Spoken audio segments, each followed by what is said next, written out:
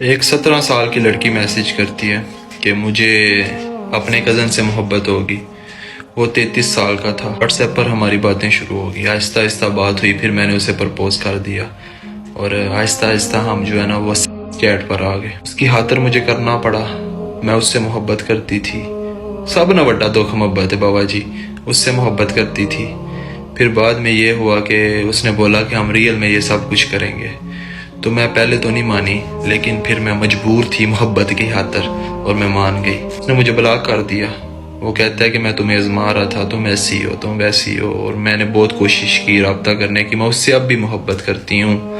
17 سال جی میری عمر تھی. اور بعد میں ایسا ہوا اس کی شادی ہو گئی. اب اس کی ایک بچی ہے یا بچہ ہے. اور ایک دفعہ ختم پر ہم سب ملے تو اس نے مجھے بھی اندر بلا لیا کمرے میں، بیوی کو نکال کے، اور میری ماما پاپا کو بھی، مطلب سارے رشتہ داروں کو بلا لیا. اور اس نے میرے پہ الزام لگایا کہ اس نے مجھے اپروچ کیا تھا یہ سب کچھ کرنے کے لیے، اور میں محبت کی خاطر خاموش رہی. کیا رب کیا بدلہ دے گا آپ کو؟ آپ یہ سوچتی ہوں گی محبت کیا تو مجبور ہو کے آپ یہ کہتی ہیں کہ رب جو ہے اس کا بدلہ لے گا. یہ حرام کام ہے. رب نے تو منع کیا ہوا ہے. رب نے تو اس سے دور رکھا ہوا ہے آپ کو. عورتوں کی تو آواز گھروں سے باہر نہیں جانی چاہیے. آپ کو خود ہمت کرنی پڑے گی. آپ کو مضبوط ہونا پڑے گا. اس محبت کے نام پر خود کی تذلیل مت کروائیں. لڑکا ہے، اسے پتا تھا کہ یہ میرے سے محبت کرتی ہے. اس نے آگے سے کچھ بھی نہیں بولنا. اب کچھ اس نے کیا، اس نے مزے لیے، موبائل پہ سب کچھ کیا.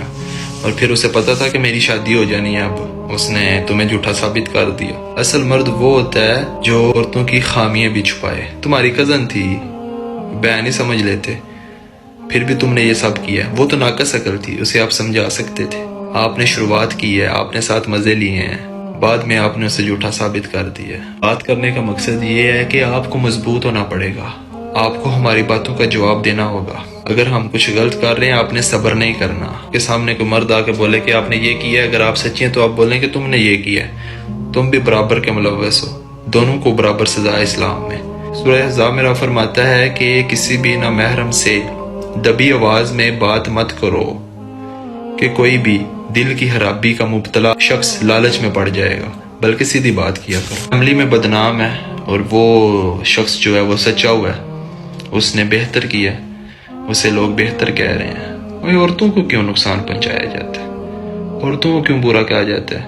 اگر مرد بھی ساتھ ملوث ہے، مرد بھی یہ سب کچھ کر رہے ہیں، تو عورتیں کیوں بری ہیں پھر؟